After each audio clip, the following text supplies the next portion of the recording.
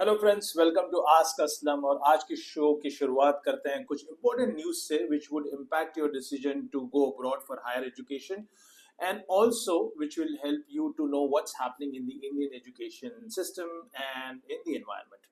So let's start with the first news. The first news is coming from UK, and I'm just reading the news which is in front of me that UK new immigration rules are likely to affect international students and specifically Indian students. And let's see how does it's going to impact. It's a mix of reaction. I would say that the news which is coming is a little negative, has got some of its positive impact, but yes, it's negative, little negative to begin with. So the first point is that the qualifying period for the students to qualify for a PR in UK has been increased from 5 years to 10 years. So this is going to impact to the students who are looking for UK as a destination for a PR later on after the study is over. Those who do not know what is PR, PR is a permanent residency which you apply, and you can apply once you get a work permit, and then once you become eligible to apply for PR. अब PR कौन करते हैं? बस जिनके लिए जिनको ये है कि यूके को वो अपना परमानेंट रेसिडेंस बनाना चाहते हैं. Just to clarify, permanent residency is not equivalent to having a citizenship of that country. It's just that you get longer duration of the visa, and you don't have to apply for visa again and again in the shorter duration of time. You are considered as a permanent resident. It comes with its own conditions, but yes, you are kind of a deemed citizen without having a voting rights, but you enjoy all other benefits what the government has to offer to its residents. So you enjoy the residential benefits without having voting rights and some other privileges which only the citizens enjoy. So it's called deemed citizens. Well, so with that clarification, so earlier you would have been eligible to apply for PR in 5 years. Now it will take 10 years. So that's how it is. The next thing is that they are planning to strict the English language requirement for you to apply for the visa.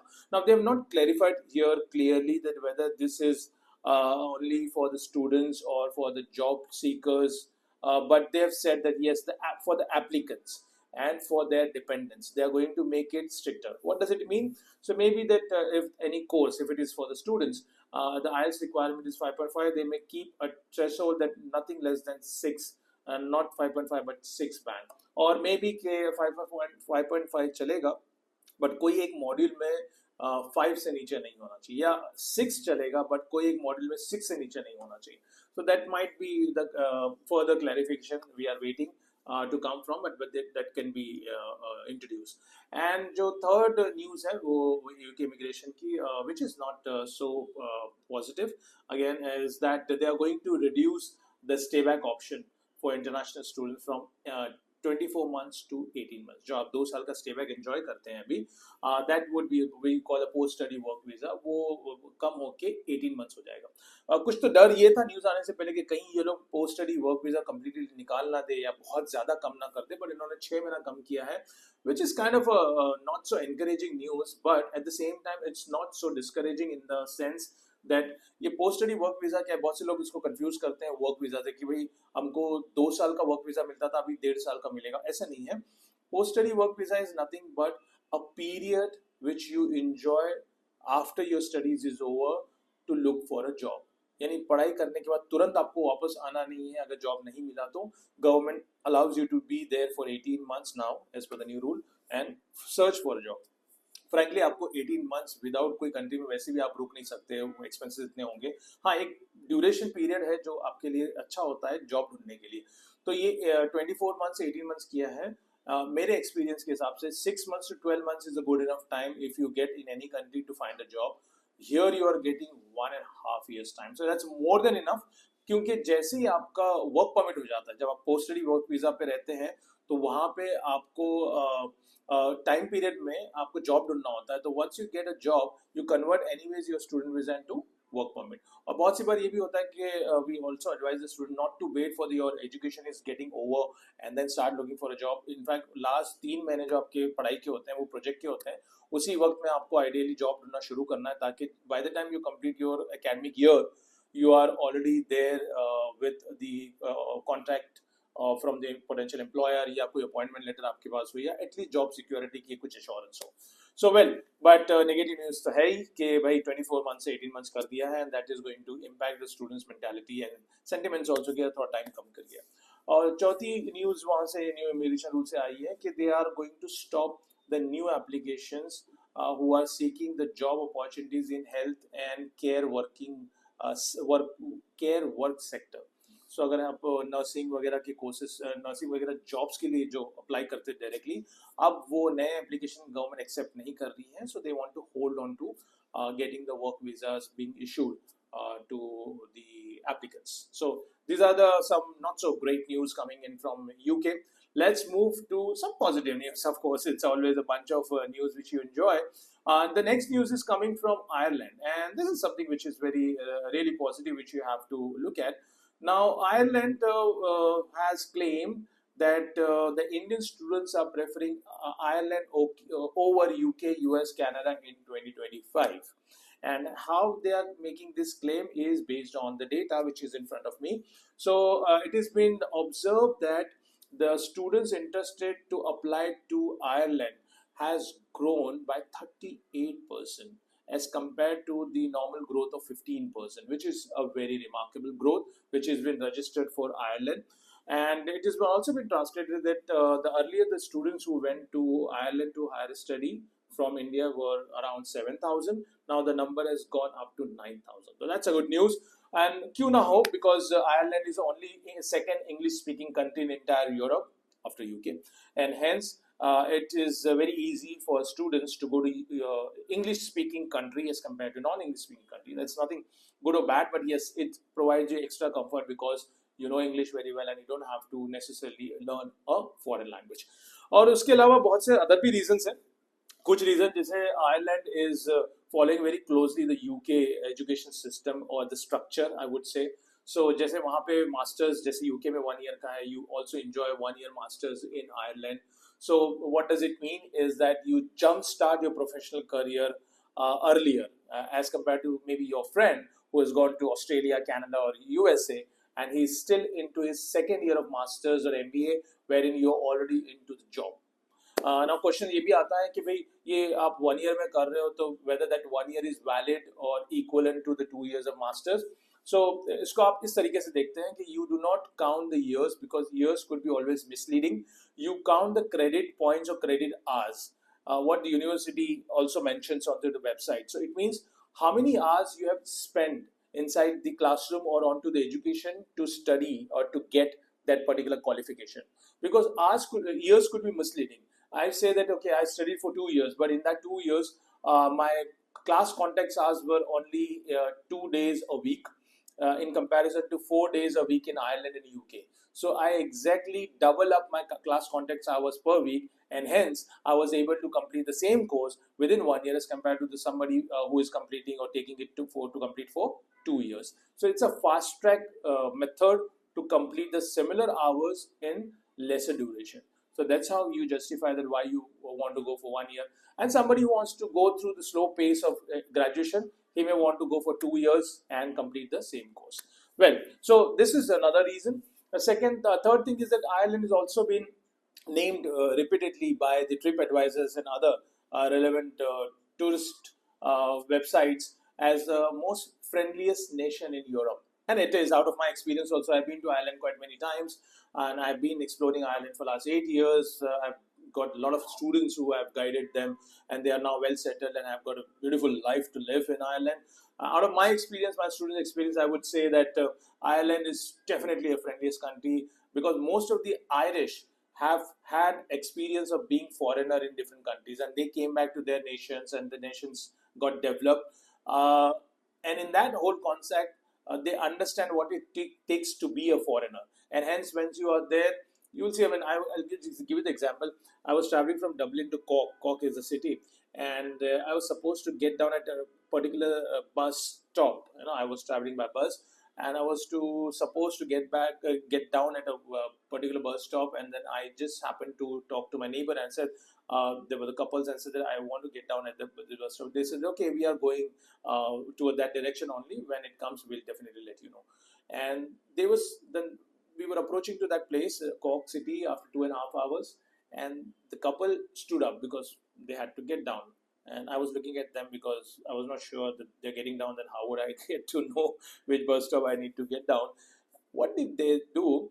They told another gentleman who was sitting, saying that this gentleman, me, wanting to get down at this bus stop, so we are getting down. Please help him out without me even asking them. So these are small things, and I've got a lot of beautiful experiences like this of Ireland, and that shows that people are very open towards you. Well, so that's another reason why Ireland also offer post-study work visa, same like UK, which I explained. So they offer 1 year stay back for bachelor students and 2 years stay back for master students. So that also allows you to look for a job within that country, and that's one of the major reasons why Indians are looking for Ireland, and the numbers are increasing.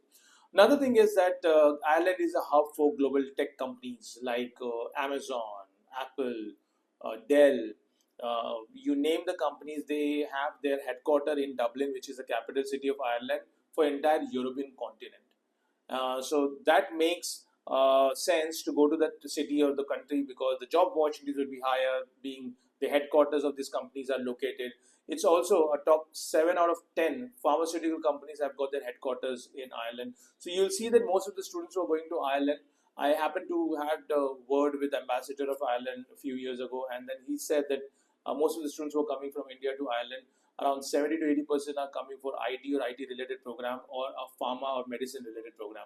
And that makes sense also because the industry is growing, and there's a reason why you may want to choose Ireland specifically for this particular courses and for many other reasons which I mentioned. So yes, Ireland is becoming a popular destination, and you can definitely look into these options if you're looking for study abroad options. Well, let's talk about some news. From Indian education system and the market. Very big news coming from Azim Premji Foundation. Azim Premji Foundation announced a launch of a scholarship worth 2,250 crore rupees for 2.5 lakh girl students. So they want to support the girl students who are appeared or who are appearing for 10th and 12th classes, and they are looking for financial help to for study further. This budget is made available for the girl's child. So if you're a parent or if you are a student and listening to this news, you can approach to their respective offices. You can, show your requirement, and I'm just reading here. So it's available for the people who have got the annual fees requirement of approximately around 30,000, and the fees can be paid in 2 installments directly to the bank account of the universities. And to make these things eligible for you, you need to have shown your financial constraints, and that's why they will judge you whether you have got the right requirement, to raise this fund. Another news is coming from Symbiosis. We know that's one of the best institutes here in Maharashtra, in Pune. And Symbiosis, under the university wing, Symbiosis is a private university. Under them, they have established a separate institute with the name of Symbiosis Artificial Intelligence Institute. And as the name suggests, they wanted to focus through this institute only to the courses related to AI. And for that, they are going forward and also making connections with the global tech companies, also making a connection with the global research institutes, which can help them to bring some projects to help their students and then research professors to further their research in that particular department. It's a really good move, I believe, because we see that the entire world is moving to AI, machine learning, and if the institute is been established especially for this reason, it speaks a lot. A lot of good opportunities could be available, as we see all the industries, all the sectors are slowly, gradually moving towards being smart, tech savvy, and AI enabled. And I believe this is a move in the right direction. So we are also proud to be an Indian that we have got such kind of institutes who are thinking of the future and preparing the students for the future careers. So with this information, friends, let's move to the questions. You understand that we have got the segment whereby we first talk about the news and then we focus on to the questions. So if you have any live questions, please share with me. If I have a time, I will try to take it, or otherwise I will try to address those questions next week. Every Saturday we meet at 5 o'clock. You remember that. Okay, let me have the question which I already have with me, and let me take my first question. The first question is, aside from tuition, what are some hidden or unexpected expenses I should plan for? Well, that could be many expenses which could not be a part of your tuitions. Of course, first and foremost would be your living expense. That would include to further bifurcate your accommodation rent, your electricity bill if it is not included in your rent, then water charges again if it is not included, then your food bill which could further be bifurcated, like your groceries, your juices, if you are health diet conscious, then buying those healthy products. Then maybe your personal lifestyle expenses could be, you would need expenses for covering your personal grooming, hair cutting, hair color, boys, girls, shopping. If you are really a big shopper, I would not suggest you to do that because it's very expensive in abroad, depending on which country you're going. Malaysia is not that expensive, by the way. So Malaysia, if you go, or if you go to a country like Hungary, you can really live a good life, same like what you would enjoy here in metropolitan cities of India like Bombay, Delhi, Hyderabad. Similar expenses you would incur there and still enjoy the quality of life. But otherwise, Western countries like UK, France, Germany, Ireland, this could be a little expensive. USA definitely expensive. Australia and New Zealand could be expensive. So you need to cater those. You need to take care of their expenses. I'm coughing, so I just got reminded that if you fall sick, right? So the falling sick is an expensive affair in abroad. So if you fall sick, in fact, even in Dubai, you go to a doctor for a consultation, they would charge you equivalent to 3,000 to 6,000 rupees per visit. It's expensive affair. So you better take care of your health, okay? Because then otherwise it becomes an expensive thing. And unlike our doctors, जहाँ पे हम लोग बेचारे हमारे doctors जहाँ पे जाते हो आप, तो 100-200 रुपए 300 रुपए चार्ज करके आपको एक लाल पीली दवा अपनी तरफ से दे देते कि पहले आप ठीक हो जाओ इससे, नहीं तो फिर हम लोग बाहर की दवा प्रिस्क्राइब करते हैं. बट वहाँ पे ऐसा नहीं होता है. Every medicine is prescribe. So apart from consultation fees to the doctor, you would buy the prescribed medicine, that would be another 4-5,000. तो एक विजिट में आपके 10,000 रुपए तो ऐसे ही चले जाते हैं, और अगर आपने 2-3 विजिट कर ली तो 30-40 हज़ार रुपए का एक्सपेंस होता है. अगर आप खुदा ना खास्ता, if you met with some minor accident or something like that, and if it is not covered in your medical insurance, then that could be an additional expense. अगर कोई डेंटिस्ट्री से रिलेटेड कोई प्रॉब्लम आता है ना, so usually that's not covered in the medical insurance, like unlike India also. India में cover नहीं होता. So then again that could be an extra expense for you. Then maybe you want to eat out over the weekends, you want to enjoy with your friends, so you need to have a pocket money for that as well. This is apart from tuition which you ask. Then you may want to travel because friends hote hain, they will make a plan. Okay, you are in Europe, let's go to some other country. It's very easy. You get a Schengen visa, you can travel to any of the 28 plus countries without a separate visa. But you have to pay for your transportation, traveling, food, living in that country. No matter, it would be very cheap airlines which you can fly by 2,000-3,000 rupees. But still, that's expense which you can account for. Maybe you want to upgrade your laptop, mobile after some time. Maybe you want to buy some seasonal clothing. Maybe you want to buy a special occasion clothing. You never know, that you may want to account for. So these are the few examples. Next question: can I apply for scholarship after my first year if I perform well academically? Oh, of course, yes. You have got what we call a continuing scholarships. So one scholarship is when you apply for student visa at the beginning. If you are eligible, you will get some scholarship or some discounts on your fees. But that's not the only time you get the scholarship.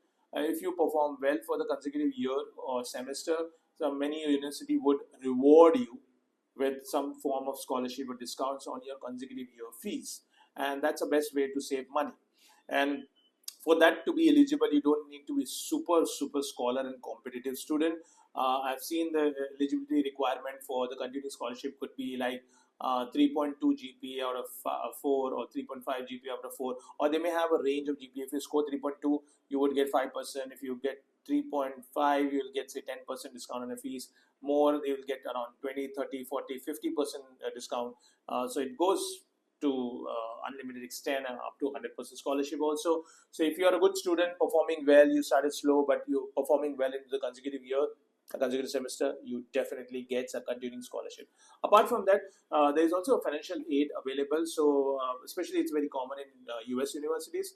So suppose, God forbid, if you have got any financial challenges here back in India, maybe your parents are entrepreneurs, and suppose your father business is not doing so well, he's got some losses, or some loan sanction has not been done which we are expecting to come in from, or some financial hardships your family had to face, then you can express in that financial aid scholarship application, and you can provide the relevant evidences, and then university can take a call to help you with temporary or permanent solution in order to pay your next semester fee. So they've been very accommodative in that way, and then either you impress them through your academics or you have got really genuine problems.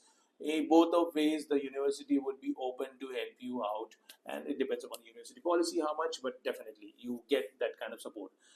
Next question I'll take: are there part-time jobs available or on or near campus for international students? Well, part-time jobs are available, but depends upon where you are studying and what kind of opportunity you get. What I mean to say, as a student, if you're really relying on part-time jobs earning to support your living expenses, I would suggest you should look for a big cities campuses of the universities, because naturally going to the big cities means more exposure to the industries and jobs. Consider same like आपको अगर India में पढ़ने के लिए आना है, तो if you go to the university which is situated out of Nasik, Aurangabad, what kind of part-time job opportunity you have as compared to a university having a location of Mumbai, Bangalore, Hyderabad, Delhi? Same thing, common sense, right? So if you're really depending on part-time job earning for supporting your living expense, I would strongly suggest that you select the university which are based out of major cities. And if part-time jobs is not that great importance to you, you want to focus on the studies, by all means, then you can choose any university irrespective of its location. So that helps you. But you also ask on and off campus or near campus. Yes, you need to be flexible. You may get a part-time job right on your university campus. University would have some varieties of part-time jobs like assisting the university in the laboratory, library, student union activities. There are lots of clubs. On an average, one university may have 150 plus students clubs. Clubs means groups, and then you can be a part of that club. You can do some honorary job. You can do some full-time job for the university. You can also assist the university professor in their research work, examination work, and this is how also you can make money. Then university also have got a lot of shopping malls or shopping centers at the campus for the students, restaurants, and you can assist those employers or those operators into their jobs and again make a money. So these are the on-campus jobs. Housing also, university has got the housing. So assisting the main person in the housing department in terms of showing the students, new students arriving on campus to showcase their accommodation, making the allotment of the accommodation based on their budget and requirement. These all jobs can fetch you a decent income whilst you're studying. Off-campus job could be anything. You are working in Pizza Hut, Domino's, petrol pump. It's an odd job, but that's not meant to better your profile, but to help you to earn some income. And some students find it very challenging कि यार मैं petrol pump पे job कैसे करूँगा या Domino's में कैसे करूँगा, मैंने यहाँ कभी किया नहीं. But this is very common friends in abroad. आपने देखा होगा सुपरमैन मूवी है ना, सुपरमैन में सुपरमैन का जो मेन एक्टर है, हीरो है, वो क्या करता है, if you remember, he was a law student, but he was a photographer also. He was working in a media agency. और उसकी जो गर्लफ्रेंड होती है वो कोई रेस्टोरेंट में काम करती है. But they were all, both were the students. So it's a very common lifestyle in abroad. You do a part-time job to support your expenses. You are independent, so hence it is expected. So there is no shame in that to take up. There is a dignity of labor for all the jobs. You can take up off-campus job. It could be a good job also, like not necessarily only odd jobs, but you can work in the organization, in the sales and marketing department, depending upon what kind of personality, skills you bring in with you, and that would help you to do. Nowadays, a lot of work from home jobs are available. So companies outsource a lot of freelancing work for you. If you are knowing digital marketing, creative tools, you can make some videos, video editing, etc. So you can get the outsourced work, and you can do it at the convenience of your house. So this could be the examples of part-time jobs. Next question, I'll take: what kind of career support is available during and after the program? Well, on an average, all the good international universities would offer you a decent career support to help you to get a good career. Career support, basic example is that before you complete the course, they would organize the job fair, or throughout the academic year, they will organize a job fair for you.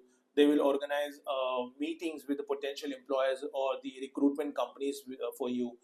You go and meet them, have a networking session, maybe participate in the interview tribes, which they keep it on the new university campuses. So that's a very typical way of getting exposed to the job market. But nothing like it. just to finish this off, they may also invite the potential employer and HR managers at the time of induction.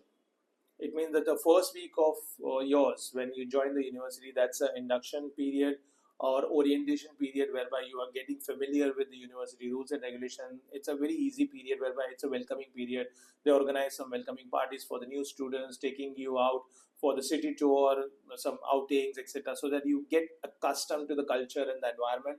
And then second week onwards, you start your regular studies. So ये जो orientation period होता है, induction period होता है, उस वक्त भी कुछ university will organize a networking session with the potential employer who might come towards the end or the mid of your academic year to recruit you, to hire you.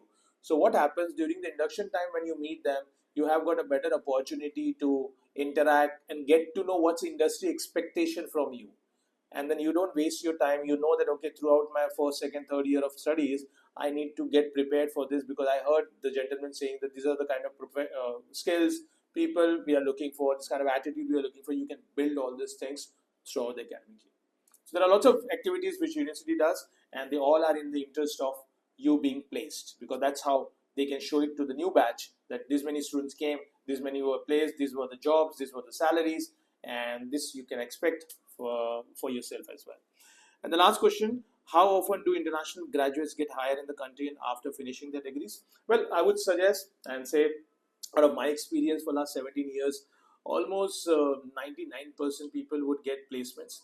1%, yes, could be possible that the students are not taking studies seriously, not following the instructions of the university seriously, not submitting their projects or assignments on the time, or not showing up when the potential employers are being available on the web, on the university site, or not engaging themselves enough into the other than academic activities to make them really strong candidate for the job. Because one thing you got to understand is that opportunities are plenty in abroad. Opportunities are plenty. It means there are a lot of jobs. The job requirement outsmart or they outgo than the applicants available. But the challenge is when you hear that people are not getting jobs, it's not because jobs are not there. It's just that they are not prepared well enough, or they do not follow what is supposed to be followed to be eligible to get the job. I'll give the example. I've got a lot of students who will say that, I will try my job opportunities towards the end of my academic year. अभी तो sir enjoy करना है वगैरह. अगर आपने ये time enjoyment के लिए डाल दिया सिर्फ है ना, और आपने enjoyment पे ये time डाला और आपने studies पे ध्यान नहीं दिया, या आपने job opportunities ढूंढने में ये चीज पे ध्यान नहीं दिया, then last moment पे आप जागोगे और बोलोगे नहीं यार, no, last 2 months I need to find a job. It doesn't happen so. जब यूनिवर्सिटी ने प्रोफाइल बिल्डिंग वर्कशॉप रखा और आपको बुलाया कि let's build your profile so that it looks attractive to the employer, और आप सोते रहे रूम में, आपने बोला यार ये तो पता है, रेज्यूमे मैं फ्रेंड से सीख लूंगा. If this kind of attitude you have, of course you will have a tough time to find the right job. But if you get yourself involved, get yourself trained for all these things, and always show up to the opportunities. And I always say to the students one very important thing from the job point of view, it's not only about your grades, it's not only about your university, it's about the attitude you carry to get the right job. I interacted with a lot of foreign employers and HR managers, and whenever I interacted, I took that opportunity to ask them that what exactly you look into hiring for international students, and what exactly is your way to go to hire anybody. Believe me, out of my 70 years of experience, none of the employer or potential managers said to me that we look at their grades, their university they come from. What most of the students unanimously agreed, and they gave me this answer, that we look at the attitude of a person, whether he has got the right attitude. And how do you define that attitude? Well, attitude to learn, attitude to contribute into that organization, attitude to showcase that you can add value to that job, attitude to get the job done, not to work and get salary. And this attitude can be expressed in different ways. If suppose I take your interview and if you ask me, I ask you, okay, this different question, and I ask you, okay, do you have any question to ask me, as a candidate? And if you say that, okay, sir, what's the working hours? How many holidays I would enjoy? what is the salary you're offering, what are the incentives you're offering. That shows me your attitude of very much of looking out for what is in it for you.